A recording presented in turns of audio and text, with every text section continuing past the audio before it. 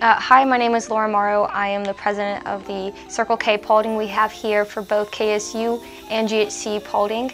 We are a nonprofit service organization, and our main focus is service outreach, where we go out and we help the community. We have done or participated in over 20 service projects, going from Toys for Tots to helping out in Gatlinburg during the fire. And one of our annual goals that we wanted to start was starting home libraries for the kids here in Paulding County. We have about 19 schools, and there was only 2 of them reading at 50% reading proficiency level. And we saw that, and we wanted to try to change that and figure out how could we bring that percentage up, I guess is the best way to say it. And so one idea was collect books and give them to the kids, and then help them start their very own home libraries. And so from there, it started off in fall, and then by the time spring came, that's when we finally started initiating collecting the books. We went to schools and asked them for some books and asked for donations. But what brought this to Youth for America and going for the $1,000 thought was at my church. We were out there doing, I think it was during D-Now, one of those events that we had at our church, and Youth for America came. And I was looking at the booth, and he said, well, what would you do with $1,000? And my first thought was, well, I can do a lot of stuff. And I kind of took it as a challenge, because that's just my personality. And so I was really thinking a lot about what could we do. And so since Circle K was already going for our book drive, I thought, well, with that $1,000 grant, we could use that money towards buying books, which will then go back to the students.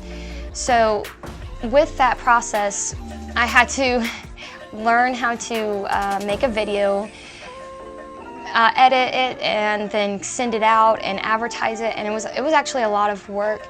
And during that whole process, I tried not to get discouraged, because I would have to go and tell people to vote for our video.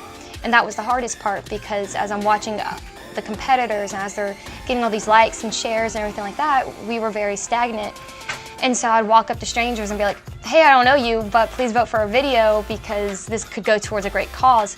And so I would ask them, and they would vote right there.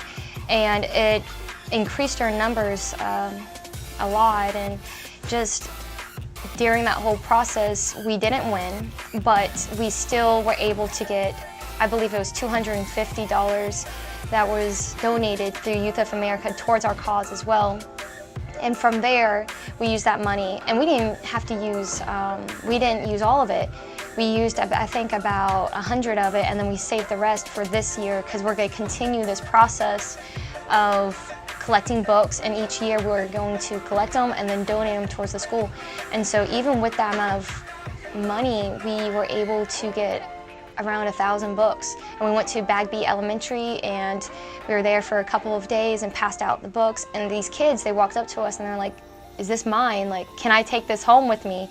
And they were surprised that they could actually take home the book. And our goal is that they will learn to love reading and then be able to develop that. And through the process of us continuing this annual goal, that each year when we give it out to the 3rd graders, and then they're in 4th grade, it's a continual thing, and they'll keep getting these more books. And then by the time they're done in elementary school, they'll already have 5 books, hopefully, when we start them off in like kindergarten. And so that's really kind of what got us started with our book drive, then applying for the $1,000 grant, and then the end result, which you'll probably see us passing out the books.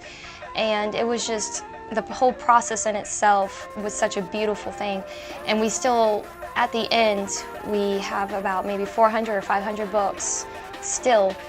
And we're talking about donating more, finding another school, and instead of waiting a whole year, we're going to probably do that here in the fall.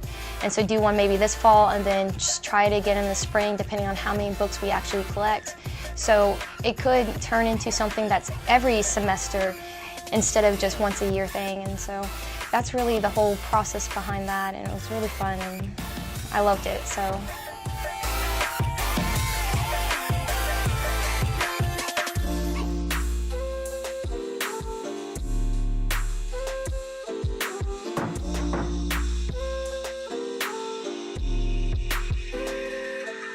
you.